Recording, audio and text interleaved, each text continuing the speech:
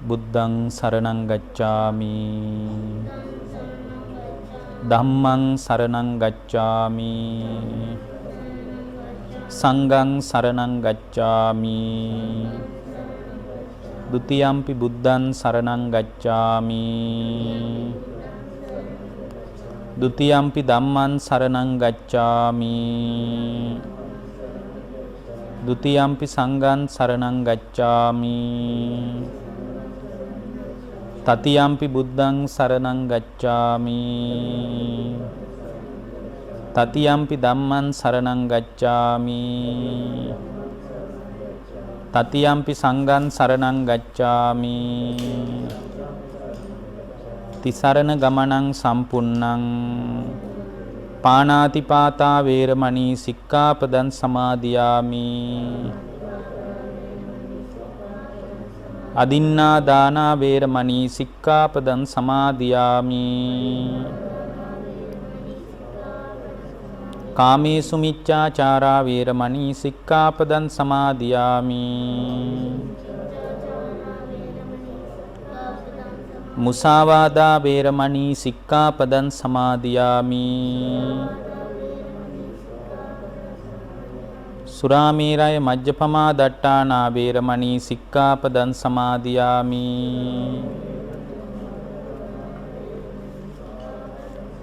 තිසරණේන සද්දින් පංච සීලං ධම්මං සාදුකං සුරක්ඛිතං කତ୍වා අප්පමාදේන සම්පාදේත සමන්තා චක්කවාලේසු අත්‍රා ගච්ඡන්තු දේවතා සද්දම්මං මුනි රාජස්ස සුනන්තු සග්ග මොක්කදං ධම්මස්සවන කාලෝ අයං බදන්තා ධම්මස්සවන කාලෝ අයං බදන්තා ධම්මස්සවන කාලෝ අයං බදන්තා නමෝ තස්ස භගවතු අරහතෝ සම්මා සම්බුද්දස්ස නමෝ තස්ස භගවතු අරහතෝ සම්මා සම්බුද්දස්ස නමෝ තස්ස භගවතු අරහතෝ සම්මා සම්බුද්දස්ස නමෝ තස්ස භගවතු අරහතෝ සම්මා සම්බුද්දස්ස නමෝ තස්ස භගවතු අරහතෝ සම්මා සම්බුද්දස්ස නමෝ තස්ස භගවතු අරහතෝ සම්මා සම්බුද්දස්ස ඒ අපගේ ශාස්ත්‍රු සම්මා සම්බුදුරජාණන් වහන්සේට අප හැම දිනාගේම නමස්කාරය වේවා. පින්වත්නි, දැන් ධර්ම ශ්‍රවණය කරන්න කාලය. පින්වත්නි, බුදුරජාණන් වහන්සේ අපට වදාළේ තමන්ගේ හිත සංසුන් කරගන්න හැටියටයි. ඒ කියන්නේ බාහිර ලෝකේ සංසුන් කරන්න යනවට වඩා තමන්ගේ හිත මේ මොහොතේ සංසුන් කරගන්න එක තමයි බුදුදහමේ කියවීම. දැන් උදාහරණයක් විදියට කුණාටුවක් ඇති වෙන වෙලාවක අපිට කුණාටුව සංසුන් කරන්න පුළුවන් බෑ. හැබැයි අපිට සංසුන්ව ඉන්න පුළුවන්. අන්න ඒ වගේ බාහිර ලෝකයේ සංසුන් කරන්න යනවට වඩා තමන්ගේ හිත ඊටා සංසුන්ව පවත්ව ගන්නයි අපි තුල දක්ෂතාවයක්, කුසලතාවයක්, කැමැත්තක් හදාගත යුතු වන්නේ. ඉතින් ඒ වෙනුවෙන් තමයි සම්පූර්ණ බුද්ධ දේශනාවම විකාශනය වෙලා තියෙන්නේ. බුද්ධ දේශනාවෙම ඉලක්කය තමයි තමන්ව සුවපත් කරන එක.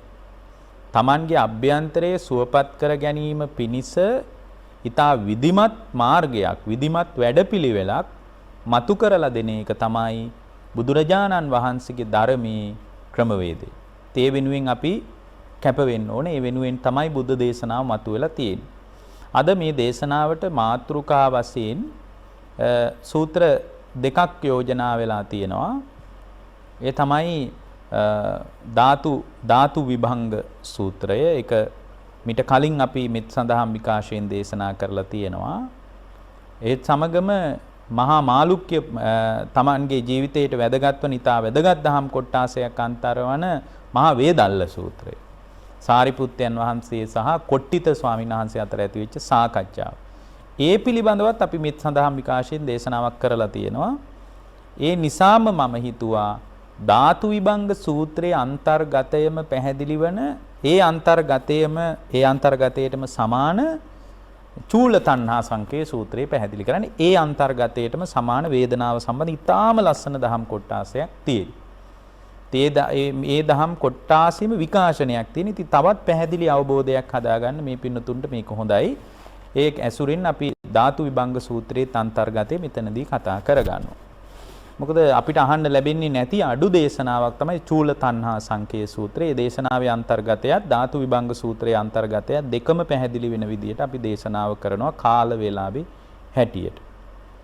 පින්වත්නි මේ ඒ කාලේ බුදුරජාණන් වහන්සේ වැඩ සිටියේ සවැත් නුවර. සවැත් නුවර තිබුණ ප්‍රධාන ආරාම කීපයක් තිබුණා. ප්‍රධාන ආරාමයක් තිබුණා පූර්වාරාමේ. විශාකාව තමයි පූජා කළේ. ඒකටම තව වචනයක් කියනවා. මොකද්ද කියන්නේ? ඒකට කියනවා මිගාරමාතු ප්‍රාසාදේ කියලාත් කියනවා.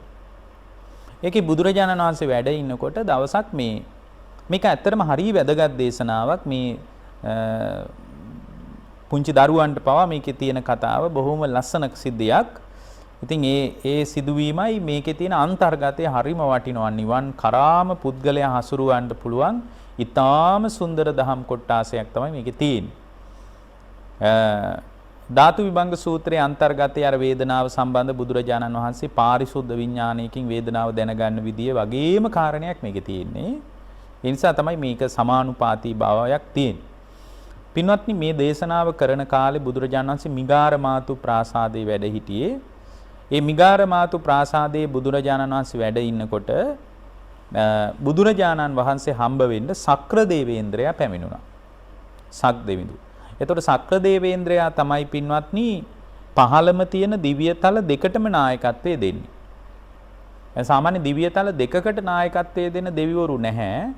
දැන් යාමයේ කියන දිව්‍යතලයේ සුයාම කියන දිව්‍ය පුත්‍රයා නායකත්වයේ දෙනවා. එයා වෙන තැනකට නායකත්වයේ දෙන්නේ නැහැ.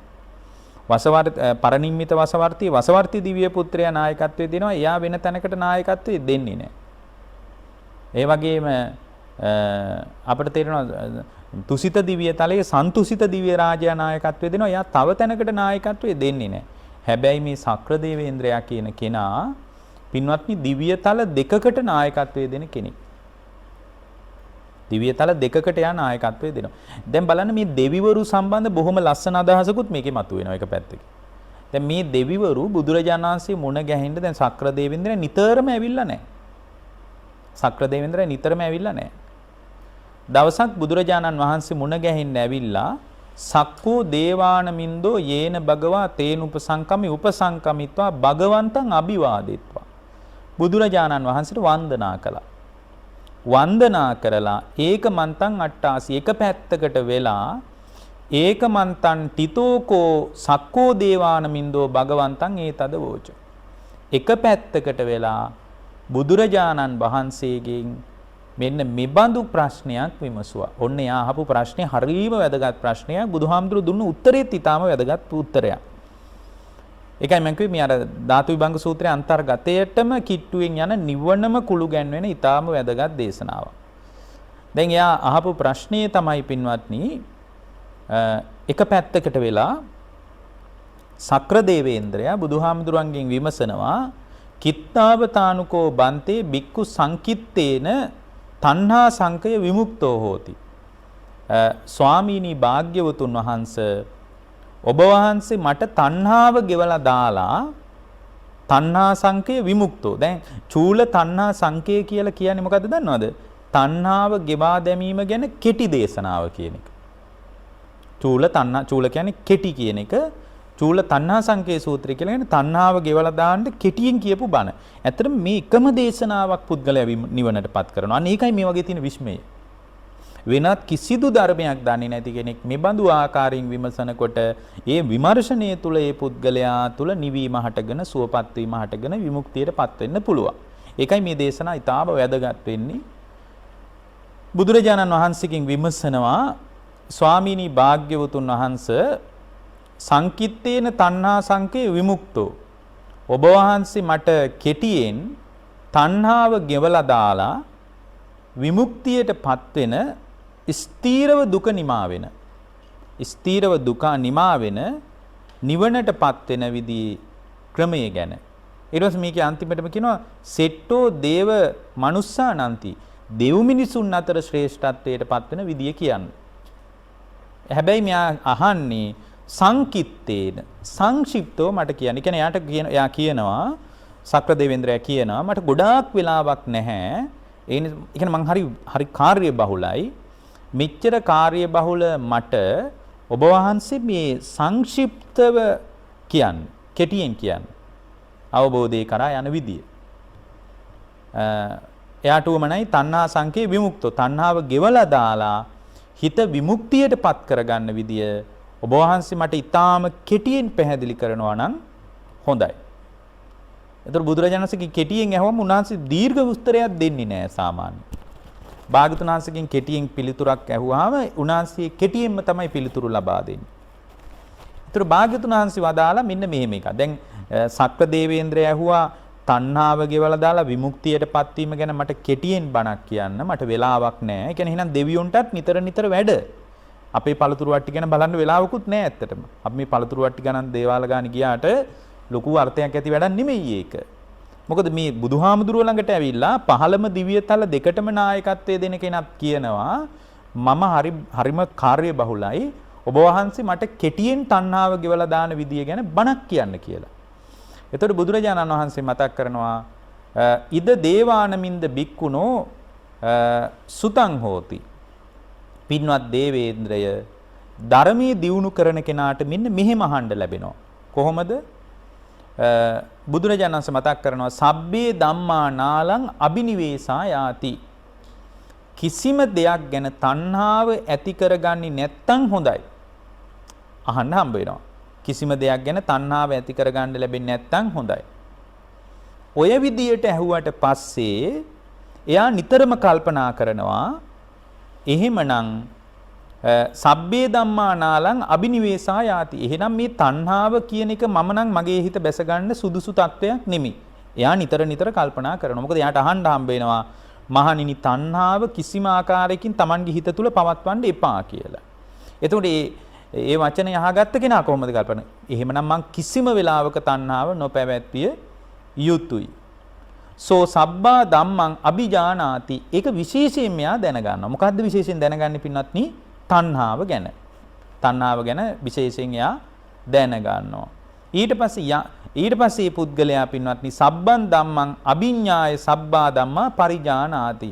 විනිවිද යන වැටහීමකින් තණ්හාව අවබෝධ කරනවා. ඊට පස්සේ තණ්හාව අවබෝධ කරනවා. ඊට පස්සේ මොකද්ද වෙන්නේ? සබ්බා ධම්මා අභිජානාති සබ්බා ධම්මා පරිජානාති සබ්බා ධම්මා පරිඤ්ඤයා යංකින්චි වේදනං වේදේති සුඛං වා දුක්ඛං වා අදුක්ඛම සුඛං වා. මේ ලෝකේ අත්දකින්නකොට මේ ලෝකේ කොහෙන්ද පින්වත්නි අපි අත්දකින්නේ? මේ ලෝකේ අත්දකින්නේ ඇස හරහා, කන හරහා, නාසය හරහා, දිව හරහා, කය හරහා, මනස හරහා. ඔච්චරයි ලෝකේ අත්දකින්නේ අපි. ඇසෙන් කනෙන් නාසයෙන් දිවෙන් කයින් මනසට වඩා අපි ලෝකේ අත්දකින්න වෙන ක්‍රමයක් නැහැ. ඒ අත්දකින්නකොට භාගතුන් වහන්සේ වදාරනවා දැන් මේ දේවේන්ද්‍රයට කෙටියෙන් කියන්නේ නිවන ගැන. අත්දකින්නකොට යංකින්චි වේදනං වේදේති සුඛං වා දුක්ඛං වා අදුක්ඛම සුඛං වා සැප වේදනත් හට ගන්නවා දුක් වේදනත් හට ගන්නවා මධ්‍යස්ථ වේදනත් හට ගන්නවා. ලෝකේ අත්දකින්නට ඔන්න ඔය වේදනා තුන හට ගන්නවා. ඒ වේදනා තුන හට ගන්නකොට සෝ තාසු වේදනාසු අනිච්චානුපස්සී විහෙරති. මහණෙනි මේ වේදනාව අනිත්‍ය වශයෙන් දැක්කොත් ඔන්න ඒක අහගන්න හොඳට. වේදනාව අනිත්‍ය වශයෙන් දැක්කොත් විරාගානුපස්සී විහෙරති. නොයැලෙමින් දැක්කොත් වේදනාව ඇති වෙන තැන නොයැලෙමින් දැක්කොත් නිරෝධානුපස්සී විහෙරති. මේ වේදනාව නිරුද්ධ වී යන බව ඇති වෙලා නැති වෙලා යන බව දැක්කොත් පටිනිස්සග්ගානුපස්සී විහෙරති. මේ වේදනාව අතහැරලා දැමිය යුතු දෙයක් විදිහට දැක්කොත් වචන හතරයි කිව්වා. අපි ඒක පස්සේ විස්තර කරගන්නවා. කොහොමද? වේදනාව ඇති වෙන තැනකම අනිච්චානුපස්සී විහෙරති, විරාගානුපස්සී විහෙරති, නිරෝධානුපස්සී විහෙරති, පටිනිස්සග්ගානුපස්සී විහෙරති. ඔන්න ඔය විදිහට දැක්කොත් දැන් මේ කෙටියෙන් කියන එක ඉස්සලා අහගන්න. ඊට පස්සේ අපි විස්තර කරගමු.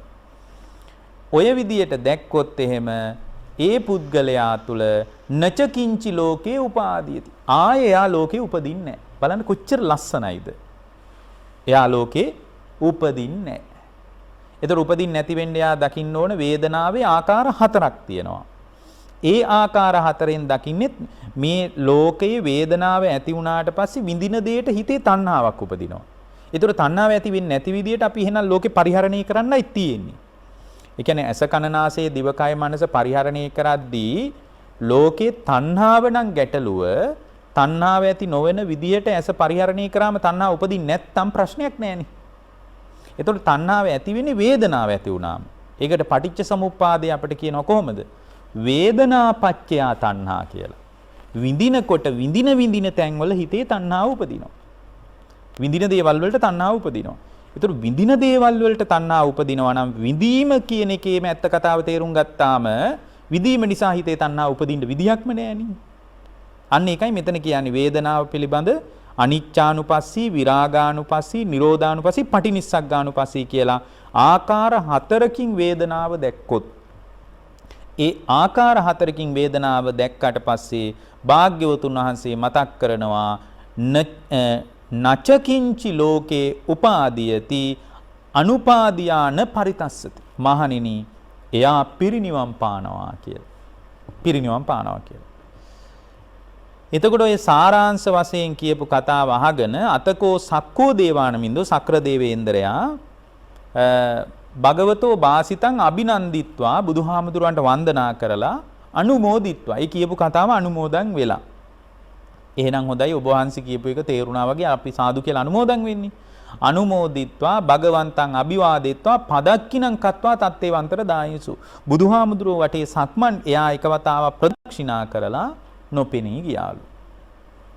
දැන් මෙතන මේ කිට්ටුවෙන් හිටිය පින්වත්නි මොග්ගල්ලාන මහරහතන් වහන්සේ. මුගලන් හාමුදුරුව. තේනකෝපන සමයේන ආයස්මා මහා මොග්ගල්ලානෝ භගවතෝ අවිදූරේ නිසින්නෝ හෝති. බොහොම කිට්ටුවෙන් ගොඩාක් දුරින් නෙමේ මේ කතාව පින්වත් යහගෙන හිටියා. කවුද අහගෙන හිටියේ? මහා මොග්ගල්ලාන මහරහතන් වහන්සේ. මුගලන් හාමුදුරුවෝ කියන්නේ මේ බුද්ධ ශාසනයේ පින්වත්නි දෙවැනි ශ්‍රාවකයා. උන්වහන්සේ මේ කතාව අහගෙන ඉඳලා උන්වහන්සේට හිතුණා මේ දේවේන්ද්‍රයා, ඒ කියන්නේ සක්දෙවිඳු බුදුහාමුදුරන්ගෙන් ප්‍රශ්නයක් ඇහුවා. මොකක්ද අහපු ප්‍රශ්නේ? තණ්හාව ගෙවා දැමීම ගැන ඔබ වහන්සේ කෙටියෙන් බණක් කියන්න කියලා. ඒතර බුදුරජාණන් කෙටියෙන් බණක් කිව්වා. දාලා අදහස මොකද්ද? ඒ කෙටියෙන් කියපු බණේ පින්වත් මහණෙනි තණ්හාව ගැන අවබෝධ කරන්න, ඒ තණ්හාව ඇති වෙන්න හේතු වෙච්ච වේදනාව ගැන අවබෝධ කරන්න. වේදනාව ඇති වෙනකොට මොන වේදනාවද? සැප වේදනාවයි, දුක් වේදනාවයි, උපේක්ෂා වේදනාවයි. මේ වේදනා ඇස හරහත් ඇති වෙනවා, කන හරහත් ඇති වෙනවා, ආයතන 6 හරහාම ඇති වෙනවා. වේදනාව ඇති වෙනකොට ඒ වේදනාව ක්‍රම හතරකින් බලන්නකෝ. කොහොමද? අනිච්චානුපස්සී, විරාගානුපස්සී, නිරෝධානුපස්සී, පටිනිස්සග්ගානුපස්සී කියලා බලමින් වාසය කරනකොට මහණෙනි එයා පිරිනිවන් පානවා. එයා ආයි උපතක් කරා යන්නේ නැහැ. ඇයි උපතක් කරා යන්නේ මොකක් නිසාද පින්වත්නි? තණ්හාව නිසා. දැන් එයාට වේදනාව නිසා තණ්හාව උපදින්නේ නැත්නම් නැවත උපතක් කරා යන්නේ නැහැ. ඒකයි මම කිව්වේ එකම දේශනාවක් ජීවිත අවබෝධය කරා උදව් කරගන්න පුළුවන්. මෙහෙම කිව්වහම දැන් මේ දේවේන්ද්‍රයා මොකද කළේ? හොඳයි ස්වාමීනි කියලා වටේට කැරකුණා, වන්දනා කළා. එයා නොපෙනී ගියා. ඒතර මුගලන් හාමුදුරුවෝ නැති වෙච්ච ප්‍රශ්නේ තමයි මේ දේවේන්ද්‍රයා මේ කතාව තේරුම් අරගෙනද ගියේ. මේ කියපු කාරණේ මේ දේවේන්ද්‍රයාට තේරුණාද දන්නේ නැහැ කියලා හිතලා මුගලන් හාමුදුරුවෝ මොකද කරන්නේ පින්වත්නි? මොග්ගල්ලාන මහරහතන් වහන්සේ අභිඥාපාදක සමාපත්තියකට සමවැදුණා. ওই මුගලන් හාමුදුරුවෝ කියන්නේ මහා එරිදිමත් කෙනෙක් ඇතරම. සමහරට දැන් අද ඉන්න කෙනෙකුට එහෙම එරිදිය ගැන එහෙම විශ්වාසයක් නැති වෙන්න පුළුවන්. මොකද ගොඩාක් දෙනෙක් හිතන්නේ හිත දියුණු කරන්න පුළුවන් කියලාවත්. ඒගොල්ලෝ හිතන්නේ ඇඟ හදා ගන්න පුළුවන් කියලා විතරයි. ඒතකොට හිත හදා ගන්න පුළුවන් කියලා ගොඩක් දෙනෙක් විශ්වාස කරන්නේ නැතිකොට පින්වත්නි මේ හිත දියුණු කරන්න පුළුවන් කියලා අපි සමහර අය හිතන්නේ නැහැ. ඒතකොට හිතේ දියුණුව තුලින් පින්වත්නි අපි හිතන්නේ නැති මහා විස්මිත දේවල් කරන්න පුළුවන්. ඔය හිතෙන් පොඩි වැඩ අපිට දැනුත් ගන්න පුළුවන්. දැන් උදාහරණයක් විදිහට යටි හිතට හොඳට කිව්වොත් මට හෙට උදේ 3:45ට නැගිටින්න ඕන කියලා කිව්වොත් හිත ඒ වැඩේ කරන්න වග බලාගෙන ඉන්නවා. මේ යටි හිතට හොඳට මේ මැසේජ් එක දුන්නොත් උදේ මට 4:45ට නැගිටින්නම ඕන කියලා හොඳට යටි හිතට කියලා නිදාගන්න. හරියටම 3:45ට අවදි කරනවා. මොකද මේ යටි හිතට විශාල මතක ධාරිතාවයක්. මේ හිතලා අපි කියන වැඩේ කරන්න පුදුම සූදානමක් තියෙන එක කයට වඩා උද්වේගකාරී. ඒ වගේ මේ හිත දියුණු කරන්න පුළුවන් පින්වත්. ඔයගේ පුංචි දේවල් හිත දියුණු කරන්න පුළුවන්. ඒ හිත දියුණු කරන්න මහා පාරමී ගුණධර්ම දියුණු කරගෙන ආපු කෙනෙක් තමයි මහා මොග්ගල්ලාන මහරහතන් වහන්සේ කියන්නේ. උන්වහන්සේ කල්ප ලක්ෂයක් පෙරම් පුරාගෙන ආවේ බුදුරජාණන් වහන්සේගේ දෙවෙනි ශ්‍රාවකයා වෙන්න. ඉතින් උන්වහන්සේ එරදිමත් කෙනෙක්. ඒ කියන්නේ අභිඥාපාදක සමාපත්තියෙන් නැගිටලා හතරවෙනි ධ්‍යානයට ඇසිපිය ගහන මොහොතකින් සමවදින්න පුළුවන්. එච්චර වේගවත්. හතරවෙනි ධ්‍යානයට ඒකයි සමහර තැන්වලදී දැන් නන්දෝපනන්ද නාරජු වෛජන්ති ප්‍රාසාදයේ වහගෙන ඉන්නකොට බුදුරජාණන් වහන්සේ ඒ ළඟට කිසි භික්ෂුවකට යන්න එපා කියනවා. මේ මුගලන් හාමුදුරුවෝ කියනවා මොග්ගල්ලාන ඔබ කැමති නම් යන්න කියලා. හේතුව තමයි ඒ නන්දෝපනන්ද නාගයා විසදුම පිට කරද්දී හතරවෙනි ධ්‍යානයට සමවදින්න පුළුවන් ඇසිපිය ගහන මොහොතකින් සමවදින්න පුළුවන් එකම කෙනා තමයි බුදුරජාණන් වහන්සේ ළඟට මුගලන් හාමුදුරුවෝ. මොකද දැන් විසදුම පිට කරද්දී ඒ විසදුම ආග්‍රහණය වෙන්නේ ආස්වාස ප්‍රාස්වාසයේ වැඩ කළොත් නේ. හතරවෙනි ධ්‍යානයේදී ආස්වාස ප්‍රාස්වාසය නිරුද්ධ වෙලා යනවා. හතරවෙනි ධ්‍යානයට සමවදිනකොට ආස්වාස ප්‍රාස්වාසය වැඩ කරන්නේ නැහැ. එතකොට ආයුෂයයි විඥානයයි උණුසුමයි ගෙවිලා නැහැ. ආයුස්මාච විඥානං කියන තුන ගෙවුනොත් තමයි මැරුණා වෙන්නේ. නමුත් ආයුෂ මෙතන ගෙවිලත් නැහැ. විඥානීය පිට වෙලත් නැහැ. උණුසුම නැති වෙලත් නැහැ. මේ තුනම තියෙනවා. හැබැයි ආස්වාස ප්‍රාස්වාසය නිරුද්ධයි. හතරවෙනි ධ්‍යානයේදී ආස්වාස ප්‍රාස්වාසය වැඩ කරන්නේ නැහැ. ආස්වාස ප්‍රාස්වාසය නිරුද්ධ වෙලා යනවා. හතරවෙනි ධ්‍යානයේ සමවැදිච්ච කෙනෙක් දැක්කොත් එහෙම මලමිනියක් කියලා මිනිස්සු හිතයි. ඇයි හුස්ම ගන්නෙ නැහැ. නමුත් එහෙනම් මලමිනියයි හතරවෙනි ධ්‍යානයේට සමවැදිච්ච දෙන්න අතර වෙනස මොකද්ද? මැරිච්ච කෙනා තුල අර මහා වේදාල සූත්‍රයේත් ඒක තියෙනවනේ. ඒකේ කියනවා කොට්ටි මම එකයි කිව්වේ මේක විතරක් කතා නොකලා අපි මේ කොගෙම සාරාංශය අරගෙන කතා කරනවා කියලා. දැන් මහා වේදාල සූත්‍රයේ කොට්ටිත හාමුදුරුවෝ අහනවා සාරිපුත්ත හාමුදුරුවන්ගෙන් ස්වාමීනි මේ හුස්ම ආස්වාස ප්‍රාස්වාසයේ නිරුද්ධ වුණාම හතරවෙනි ධ්‍යානයේ නිරෝධ සමාපත්තිය තුලත් මැරිච්ච කෙනෙකුත් අතර වෙනස මොකක්ද කියලා. ඒතර සාරිපුත්ත හාමුදුරුවෝ කියනවා ප්‍රිය ආයුෂ්මතුනි මැරුණු කෙනාගේ ආයුස්මාච විඥානං ආයුෂයයි උණුසුමයි විඥානය තුනම පිට වෙලා. හැබැයි ආයුෂයයි උණුසුමයි විඥානය තුනම මැරිච්ච කෙනෙක්ගේ පිට වෙලා තිබුණට හතරවෙනි ධ්‍යානයේ සමවැදිච්ච කෙනාගේ ආස්වාස ප්‍රාස්වාසය විතරයි නිරුද්ධ. ආයුස්මාච විඥානං තුනම ක්‍රියාත්මකයි. අන්න ඒ වගේ. දැන් මේ හතරවෙනි ධ්‍යානයට සමවදින්න පුළුවන් කෙනා තමයි මුගලන් හාමුදුරුවෝ. ඒ නිසා තමයි නන්දෝපනන්ද කියන නාගයා විසදුම පුට කරද්දී බුදුරජාණන් වහන්සේ බය නැතුව එතනට යන්න කියලා මුගලන් හාමුදුරුවෝ කියන්නේ. මොකද උන්වහන්සේ දන්නවා ඇසිපිය ගහන මොහොතකින් හතරවෙනි ධ්‍යානයට සමවැදුනාම ආස්වාස ප්‍රාස්වාසය නිරුද්ධ වුණාම විසදුම ආග්‍රහණය වෙන්නේ නැහැ. මේවා නිකම්ම බුදුරජාණන් වහන්සේ වදාළ කතා නෙමෙයි. දැන් හිත දියුණු කරන්න පුළුවන් බව දන්න කෙනෙක් දන්නවා මේ හිතේ විවිධ ආධ්‍යාත්මික ප්‍රවේශයන් තියෙන බව. විවිධ ආධ්‍යාත්මික ප්‍රවේශයන්. ඉතින් මුගලන් හාමුදුරුවෝ ඇසිපිය ගහන මොහොතකින් අතුරුදහන් වෙලා දිව්‍ය තලයේ පෙනී හිටියා. දිව්‍ය තලයේ පෙනී හිටියා. දිව්‍ය තලයේ තියනවලු පින්වත්නි දෙවිවරු අතර ඒක පුණ්ඩරික කියලා දිව්‍ය විමානයක්.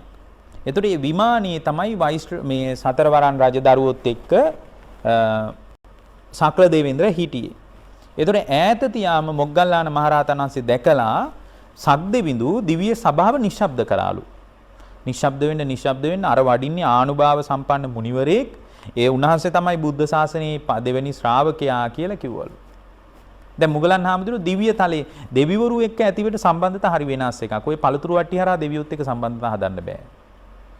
ඔය වෛශ්‍රවණ සතරවරන් රජ ඔය අපි දන්නවා මේ බුදුරජාණන් වහන්සේගේ බුද්ධ ශාසනය හරියට පැහැදිච්ච කෙනෙක් තමයි මේ අපි කතා කරන සක්‍ර දේවේන්ද්‍රයා.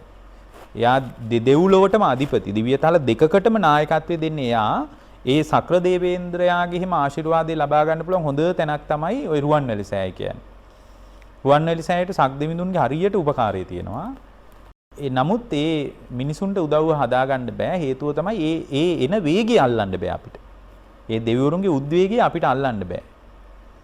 ඒ කියන්නේ අපේ තියෙන උද්වේගයයි දෙවිවරුන්ගේ උද්වේගයයි හොයන්න බැරි නිසා ඒ දෙවිවරු එන යන උද්වේගය අපිට අල්ලන්න බෑ. ඒ නිසා අද ඉහළ දෙවිවරුන්ගේ ආශිර්වාදයක් අපට ගන්න අමාරුයි. එහෙම ගන්නවා නම් ওই මහසෑය වගේ තැන්වලදී අපිට කරන විශේෂ වත්පිළිවෙත් තියෙනවා. අන්න ඒව හරහා ආශිර්වාදයක් ගත්තොත් ඇර එහෙම නැත්නම් නීච අමනුෂ්‍ය කොටස්ගේ උපකාරය තමයි ඔය ගොඩාක් දේවාල කී කරන තැන්වල තියෙන්නේ. එහෙම ලැබෙනවා නම් මම කියන සමහර ගොඩක් ඒවා බිස්නස් ඉතින්. ව්‍යාපාර මට්ටමින් කරනවා. ඒවා එච්චර ලොකුවට ගණන් ගන්න ඕනේ නැහැ.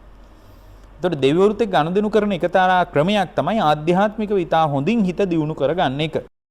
දැන් බලන්න මුගලන් හාමුදුරු මෙහෙන් අතුරුදහන් වෙලා අභිඥාපාදක සමාපත්තියකින් දෙවිවරු අතර පෙනී හිටියා. එතකොට අර දිව්‍ය සභාවේ හිටිය ඔක්කොම නිශ්ශබ්ද කළා. දිව්‍ය සභාවේ හිටිය හැමෝම නිශ්ශබ්ද කළා. ශක්‍ර දේවේන්ද්‍රයා මේ ආසනයකුත් මැව්වා කියනවා මුගලන් හාමුදුරන්ට වැඩේ.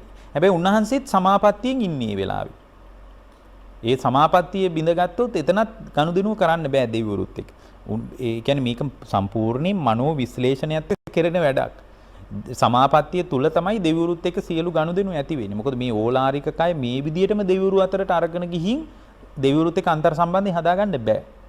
ඊටා ඉහළ ආධ්‍යාත්මීය දියුණුවක් හදාගෙන තමයි උන්වහන්සේ අභිඥාපාදක සමාපත්තියනුත් 4 වෙනි ධ්‍යානෙනුත් නැගිටලා තමයි මේ දෙවිවරු අතරට හරියන විදියට කය ස්වභාවය හදාගෙන තමයි දෙවිවරු අතරට යන්නේ. හැබැයි උන්වහන්සේ එහෙට ගිහින් මේ අභිඥාපාදක සමාපත්තිය තුලින්ම තමයි දෙවිවරුත් එක්ක කතා බහ කරන්නේ. නැත්තම් මේ ඕලාරික කය දිව්‍යතලේ පවත්වන්න බෑ. මේවා හැබැයි නිකම්ම කතා නෙමෙයි. මේ හිත වඩලා බලන්න. එතකොට තේරෙවි පුදුමයි මේ හිත මොන්න තරම් හිත දියුණු කරන්න පුළුවන්ද කියලා. එතකොට ওই දරුවන්ගේ පාසල් අධ්‍යාපනයේට උනත් හරි උදව්වක් තමයි පින්වත්නි හොඳට මේ ඔය භාවනා වගේ දේවල් ඔය ධාතු මනසිකාරය වගේ තා සරල භාවනා පුංචි කාලේ ඉඳලා පුහුණු කරන එක හේතුව ඒවා කරගෙන යනකොට පුදුම මනෝ විශ්ලේෂණයක් ඇති වෙනවා. ඒ කියන්නේ එක කාරණයක් අල්ලගෙන එක එක පැති වලින් හිතන්න පුළුවන්. දැන් අද කොයිතරම් ටියුෂන් ගියත් ඒ ළමයින්ට විශ්ලේෂී ශක්තිය නැහැනේ. අන්න ඒ නිසා පුංචි කාලේ ඉඳලා මේ මනස වැඩෙන ආකාරයට හිත පුහුණු කරන තැන් වලට අපි හිත භාවිතා කරන්න ඕනේ. ඊට පස්සේ අමුතුවෙන් ඇත්තටම ටියුෂන් යවන්න දෙයක්වත් නැහැ. පොඩි කාරණයක් අල්ලගෙන ඉතා ඉහළ විශ්ලේෂණයක් මනස තුල ගොඩ නැගෙනවා. ඒතර දැන් සක්‍රදේවේන්ද්‍රයා ළඟට ගිහින් මුගලන් හාමුදුරුවෝ වැඩ හිටියා. මේ සක්දෙවිඳු ආසනයක් මවලා පහළ ආසනයක වාඩි වුණාලු. එහෙනම් දෙවියන්ටත් වඩා ශ්‍රේෂ්ඨත්වයේ තමයි මනුෂ්‍යත්වයේ කියන්නේ. ඒ මනුෂ්‍යත්වයේ අතර දියුණු වෙන ඉහළ ගුණධර්ම තියෙනව නේද? ඒක දෙවියන්ටත් වඩා ඉහළ අවධියක්. දැන් බලන්න සක්‍ර දෙදෙව්ලොවටම අධිපති සක්දෙවිඳු ඉහළ ආසනයක් මවලා මුගලන් හාමුදුරන්ට වැඩ ඉන්න කියලා පහළ ආසනයක වාඩි වුණේ කියනවා. දෙව් මිනිසුන්ගේ ශ්‍රේෂ්ඨභාවය අරහත්වය. පහළ ආසනයක වාඩි මේ සාමාන්‍ය දෙවි කෙනෙකුත් නෙමෙයි අඩුම වෛශ්‍රවණ දෙවියෝ පවා ඉන්නේ සක්දෙවිඳු යටතේ. සක්දෙවිඳු ළඟට ඉන්න දෙවිවරු තමයි ඔය වෛශ්‍රවණ ආදී සතරවරන් රජදරුවෝ. අපි ඔය වෙසමුණි කියලා කියන්නේ. වෙසමුණි කියන්නේ යකෙක් කියලා මිනිස්සු හිතාගෙන ඉන්නවා. සතරවරන් රජදරුවන්ගේ පළවෙනි කෙනා. හරිම බලවත් දෙවි කෙනෙක්. ඒ දෙවිවරුන්ගේ ආකර්ෂණය ලැබෙන්න නම් පුදුම ගුණධර්ම තියෙන්න ඕනේ. ඒ ගුණධර්ම මතමයි මේ දෙවිවරුන්ගේ බැල්මක් ඇල්මක් ලැබෙනවා නම් ලැබෙන්නේ. එහෙම නැත්නම් ලැබෙන්නේ නැහැ. ඒ කියන්නේ එහෙමනම් අපි එකක් තේරුම් ගන්න ඕනේ මේ ඇත්තටම දෙවිවරු කියලා කොටසක් ඉන්නවාය. ඒ දෙවිවරුන්ගේ ආකර්ෂණය ලැබෙනවා නම් අපි තා ඉහළින් ගුණධර්ම දියුණු කරන්න ඕනේ. ඒක පූජා වට්ටියකට කරන්න පුළුවන් දෙයක් නෙමෙයි. ඒ දිව්‍ය භෝජන, දිව්‍ය ආහාර පාන ඒ දෙවිවරුන්ගේ ආකර්ෂණයට ලැබිලා තියෙන්නේ. දිව්‍ය පුණ්‍ය එ르දියට ලැබිලා තියෙන්නේ. ඒතකොට ওই දෙවිවරු කුණු වෙච්ච පළතුරු කන්නේ නැහැ. මිනිස්සු හිතාගෙන අපි වගේම දෙවිවරුත් රවට්ටන්න පුළුවන් කියලා. ඒ නිසා අපි කරන දේවල් නිෂ්ඵලයි පින්වත්. මේ බෞද්ධ වේශයෙන් ඉඳලා කරන ඒවා තනිකර මිත්‍යා දෘෂ්ටිය තියෙනවා. දැන් බලන්න ඒ වෙලාවේ සක්‍රදේවේන්ද්‍රයාගෙන් අර මුගලන් හාමුදුරුවෝ ආනවා දේවේන්ද්‍රය ඔබ ගිහින් මේ ප්‍රශ්නයක් ඇහුවා නේද බුදුරජාණන් වහන්සේගෙන් දැන් ටිකකට කලින්? අනේ එහෙමයි ස්වාමීනි.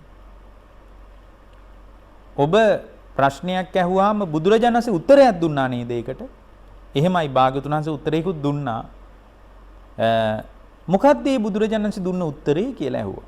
කවුද ඇහුවේ? මුගලන් හාමුදුරුවෝ. සක්‍ර දේවේන්ද්‍රයන්ගෙන් ඇහුවා දේවේන්ද්‍රේ මොකක්ද මේ බුදුරජාණන් වහන්සේ දුන්න උත්තරේ කියලා ඇහුවා. එතකොට අර දේවේන්ද්‍රයා කියනවා ස්වාමීනි අපිට මේ දිව්‍ය තලවල හරියට වැඩ. නිදුකානන් වහන්සේ අපිට මේ වැඩ අතර ඔය අහන දහම් කතාව මතක තියාගන්න උනේ නැහැ. එක වැඩක් ඈ ස්වාමීනි අපිට කියලා. දැන් මේ දෙවිවරුත් එනං හරි කාර්යබහුල පිරිසක්. දිව්‍ය තලවල ඒගොල්ලන්ටත් පැවරිච්ච කාර්යයන් තියෙනවා. අපි ගැන බලන්න වෙලාවකුත් නැහැ එහෙමනම්. දැන් සක්‍ර දේවේන්ද්‍ර දැන් මේක තියෙන්නේ චූලතණ්හා සංකේ සූත්‍රයේ. සක්දෙවිඳු කියනවා ස්වාමීනි අපිට හරියට වැඩ ඔබ වහන්සේලා ඔය ඇතිවෙච්ච දහම් කතාව මතක තියාගන්න මට විදියක්. එහෙනම් මෙයා මේ වැඳලා ආවට එයා එහෙනම් මේක තේරුම් අරන් නෙමෙයි ඇවිල්ලා තියෙන්නේ. වැඳලා ආවා තමයි ප්‍රදක්ෂිනා කරලා. නමුත් එහෙනම් තේරුම් අරගෙන නෙමෙයි ඇවිල්ලා තියෙන්නේ.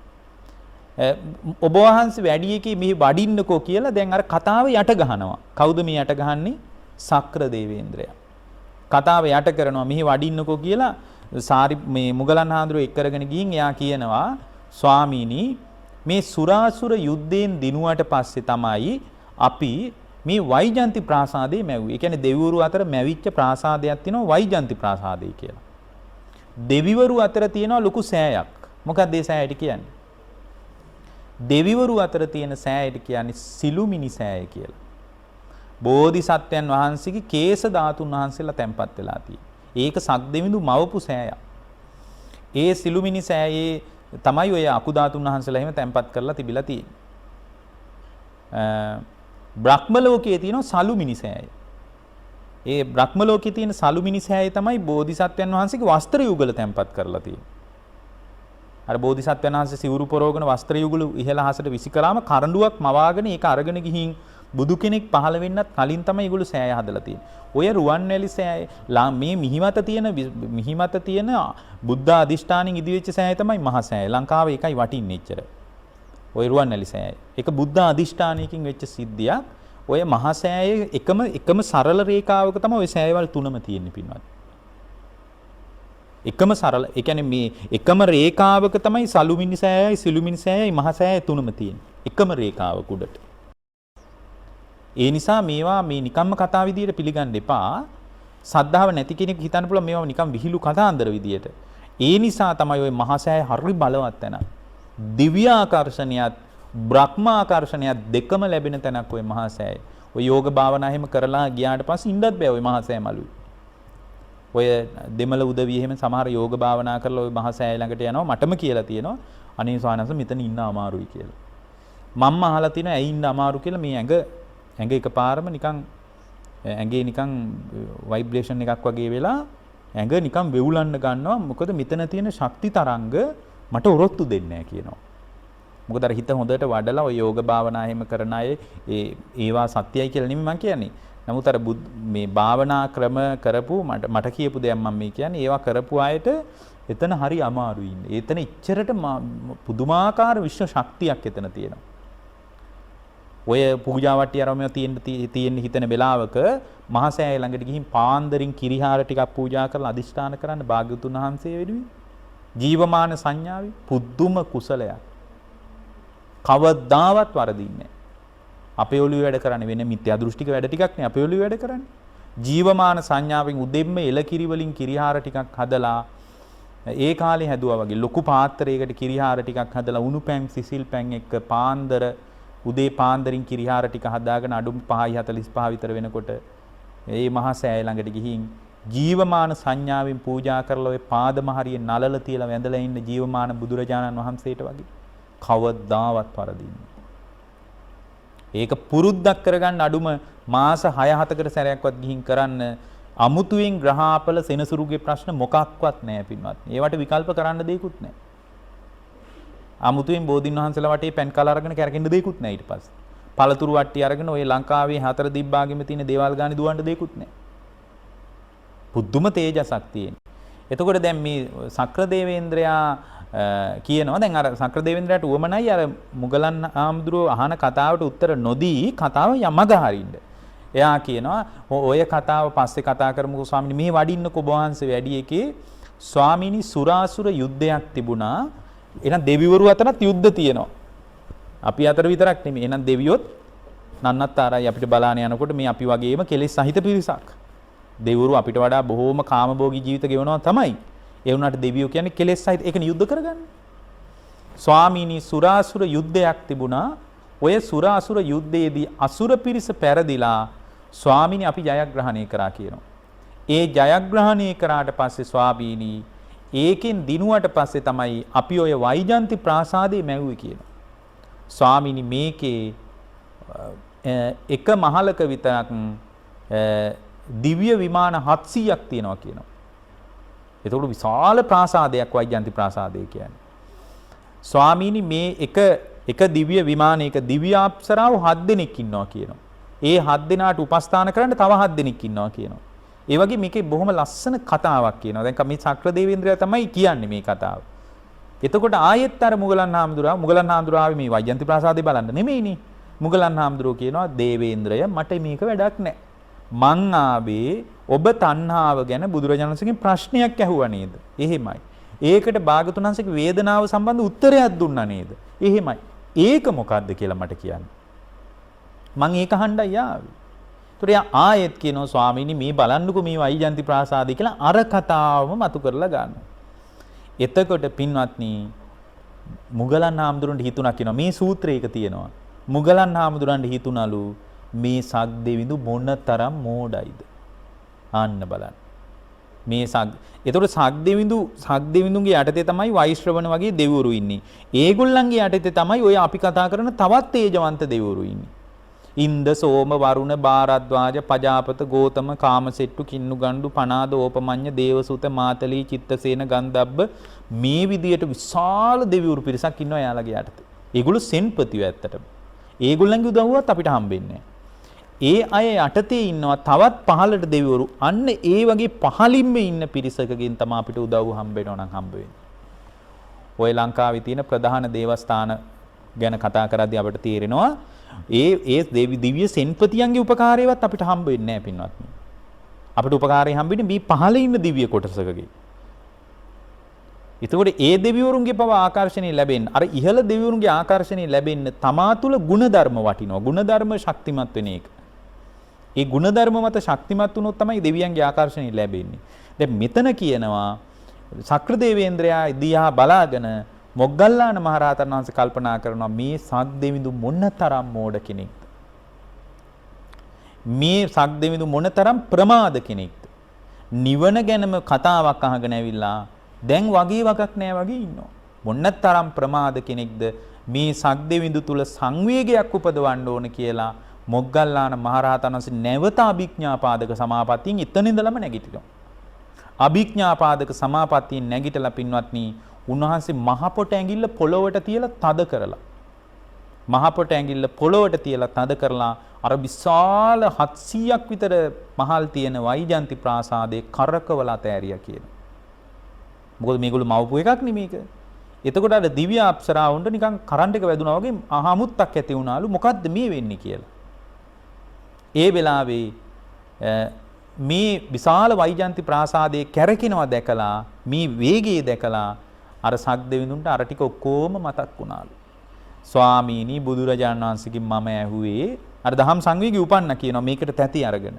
ස්වාමීනි මම බුදුරජාණන් වහන්සේගෙන් ඇහුවේ සංක්ෂිප්තව තණ්හාව ගෙවලා දාලා තණ්හා සංකය විමුක්තෝ.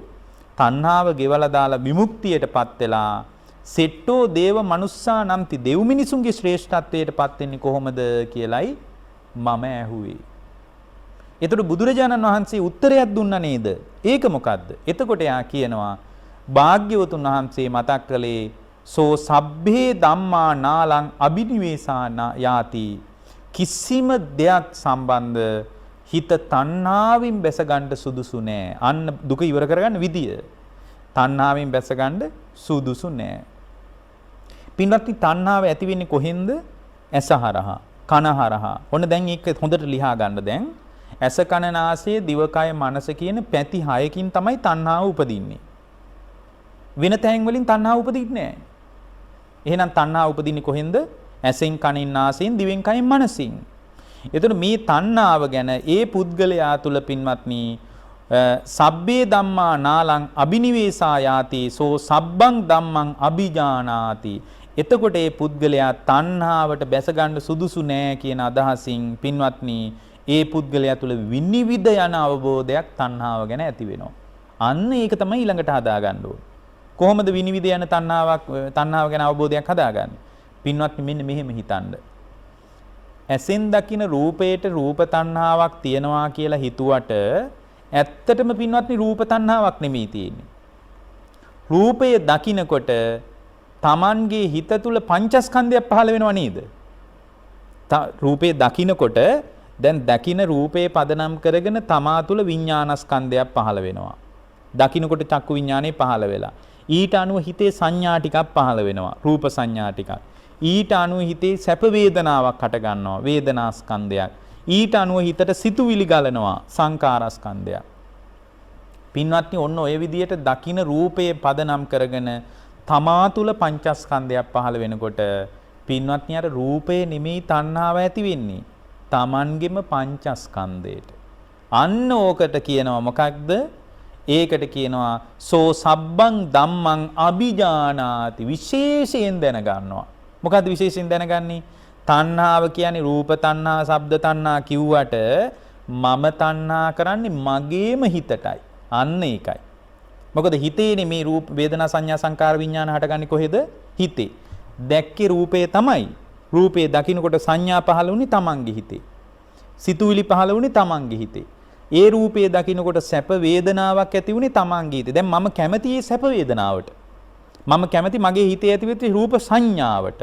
මම කැමති ඒ රූපේ දකින්නකොට මගේ හිතේ ඇතිවෙච්ච සිතුවිලි වලට. දැන් ඒ සිතුවිලි පවත්වන්නයි මට උවමනාව තියෙන්නේ.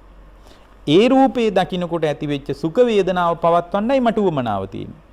ඒ උවමනාවටයි මං තණ්හා කරන්නේ. එහෙනම් මට කියන්න තණ්හාව විනිවිද යන අවබෝධය ඇති වෙනකොට මිනිසු තණ්හා කරන්නේ මොකටද? තමන්ගෙම හිතට. ලෝකේ නෙමෙයි තණ්හා කරන්නේ. තමන්ගෙම හිතට. ඒකට අපි කියනවා භාග්‍යවතුන් වහන්සේ මතක් කරන සෝ සබ්බං ධම්මං අභිජානාති සබ්බං ධම්මං අභිඤ්ඤාය සබ්බා ධම්මා පරිජානාති. විශේෂ නුවණකින් දැනගන්නවා. අන්න ඕක තමයි විශේෂ නුවණකින් දැනගන්නේ. රූප තණ්හා, ශබ්ද තණ්හා, ගන්ධ තණ්හා, පොට්ටබ්බ තණ්හා, ධම්ම තණ්හා කියලා තණ්හාවේ ආකාර 6ක් තියෙනවා. ඒ කිසිම ආකාරයකින් තණ්හාව ඇති කරගත නොගත යුතුයි කියලා දැනගන්නවා. ඊට පස්සේ ආ තණ්හාව පිළිබඳ අභිජානාති, පරිජානාති විශේෂයෙන් දැනගන්න. මොකද්ද? තණ්හාව කියන්නේ රූපේට නෙමෙයි, ශබ්දයට නෙමෙයි. ඒවා දකින්නකොට, අහනකොට, දැනෙනකොට, හිතෙනකොට මගේ හිතේ ඇති වෙනවා විඳීම්, සංඥා, වේදන ඔක්කොම හිතේ ඇති වෙන්නේ. සිතුවිලි ඇති වෙන්නේ හිතේ. ඒවාටයි මම තණ්හා කරන්නේ කියලා දැනගන්නවා. ඒ දැනගන්නකොට පින්වත්නි රූපයේ දැන ගැනීම නිසා තමා තුළ ඇති වෙනවා නම් සුඛ වේදනා, ওই වේදනා ඇති වෙන්නේ. සැප වේදනා, දුක් වේදනා, අදුක්කම සුඛ වේදනා කියලා වේදනා තුනක් ඇති වෙනවා. ඒ වේදනාව වේදනා පත්‍ය තන වේදනාව නිසායි තණ්හාව ඇති වෙන්නේ. හිතේ සැප වේදනාව ඒක හිතේ ඇති වෙන්නේ. වේදනාව කියන්නේ මේ රූපේ ඇති වෙන එකක් නෙමෙයි. හිතේ ඇති වෙන්නේ. සැප වේදනාවත් හිතේ ඇති වෙන්නේ. දුක් වේදනාවත් හිතේ ඇති වෙන්නේ. ඒ සැප වේදනා, දුක් වේදනා යම් වෙලාවක හතර ආකාරයකින් දැක්කොත් කොහොමද? අනිත්‍යයි කියලා දැක්කොත් අනිච්චානුපස්සී විහෙරති. අනිත්‍යයි මොන සැප වේදනාවක් වුණත් ඇති වෙලා නැති වෙලා යනවා කියලා හිතෙන් දැක්කොත්. ඊට පස්සේ විරාගානුපස්සී විහෙරති. මේ ඇති වෙච්ච වේදනාවට මම නොඇලිය යුතුයි කියලා දැක්කොත්. මොහොතක්වත් ඇලෙන්න සුදුසු නෑ නොඇලිය යුතුයි කියලා දැක්කොත් විරාගානුපස්සී විහෙරති. මේ ඇති වෙච්ච වේදනාවත් ඇති වෙලා නිරුද්ධ වෙලා යනවා නේද? ඇති වෙච්ච තැනම නැති වෙලා යනවා. ඇස හරහා ඇති වෙනවා නැති වෙනවා. කන හරහා ඇති වෙනවා. මේ ඔක්කොම එකපාර ඇති වෙන්නේ නැහැ. ඇස හරහා ඇති වෙලා නැති වුණාම තමයි කන හරහා ඇති වෙන්නේ. දැන් බලන්න එකපාර මිනිස්සු hina වෙවි ඉන්නවා. ආයෙ මොන හරි කල්පනා කර කර අඬන්නේ. හොඳට hina වෙලා ඉන්නවා. පරණ සිද්ධියක් මතක් කරලා අඬනවා. දැන් බලන්න එතකොට අර ඉස්සල්ලා ඇති වෙච්ච hina වෙන්න ඇති වෙච්ච සුඛ වේදනාව නිරුද්ධ වුණ නිසා තමයි ආයෙ දැන් දුක් වේදනාව. මේ ඔක්කොම එකපාර පවතින්නේ නැහැ. එහෙනම් මේවා නිරුද්ධ වෙලා යනවා කියලා නිරෝධානුපස්සී විහෙරති. නිරුද්ධ වීමක් දැකලා වේදනාවෙන් වෙන් වෙලා වාසය කරනවා. පටිනිස්සග්ගානුපස්සී විහෙරති. වේදනාවෙන් වෙන් වෙලා වාසය කරනකොට වේදනාව නිසා ඇති වෙන යම් තණ්හාවක් තියෙනවා නම් ඒක උපදින්නේ නැහැ. ඒකම පුහුණු කර කර ගියොත් ජීවිතේ විඳින දේ කෙරෙහි මුසපත් නොවි හතර ආකාරයකින් දැක්කොත් අනිච්චානුපස්සී විහෙරති, විරාගානුපස්සී විහෙරති, නිරෝධානුපස්සී විහෙරති, පටිනිස්සග්ගානුපස්සී විහෙරති කියලා හතර ආකාරයකින් තමා තුළ ඇති වෙන වේදනාව දැක්කොත් එතන පින්වත්නි වේදනාවෙන් වෙන් වෙලා වාසය කරනවා. එතකොට වේදනාව නිසා යම් තණ්හාවක් උපදිනවා නම් වේදනා පත්‍ය තණ්හා, ඒ තණ්හාව උපදින්නේ නැහැ. තණ්හාව උපදින්නේ නැත්තම් දුක සකස් වෙන්නේ නැහැ. මොකද දුකට හේතුව තණ්හාව. ඔන්න ඕක නිර්වාණය මහණෙනි ඒ සක්‍ර දේවේන්ද්‍රයාට කියනවා භාග්‍යවතුන් වහන්සේ දේවේන්ද්‍රය එතනදී තමයි පුද්ගලයා සදාකාලිකවම නිවනට හිතපත් කරගන්නේ. එහෙමනම් වේදනාව පිළිබඳ අවබෝධයෙන් දුක ඉවර කරන්න පුළුවන්. තණ්හාව නිරුද්ධ කරන්න පුළුවන්. බලන්න කොච්චර ඉලක්කගතද විමුක්තිය. මේ වැල්වට අරන් ගොඩාක් අපි කතා කර හිටියට බලන්න කොච්චර පැහැදිලිද. මේක Taman තුලම දකින්නකොට Tamanට පැහැදිලි අවබෝධයක් Tamanගේ හිත තුලම ඇති වෙනවා. ඒතකොට ඒ බඳු අවබෝධයක් ඇති වෙනකොට ඒ දුක නිමා වෙන්න පටන් ගන්නවා. දැන් අර සංවේගය නිසා සක්දෙවිඳුන්ට මේ පණිවිඩය මතක් වුණා කියලා.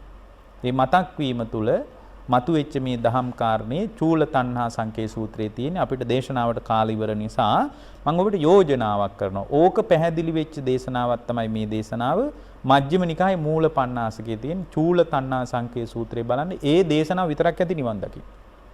මේ දේශනාව විතරක් ඇති නිවන් දකින්න කෙනෙකුට ඉලක්කගතයි මනසට විඩාවකුත් නැහැ. මේක පුහුණු කරගෙන යනකොට Tamanටම තේරෙනවා Taman නිවෙන බව. ඉතින් ජීවිතාවබෝධය ධර්මාවබෝධය පිණිස මේ දේශනාව උපකාර වේවා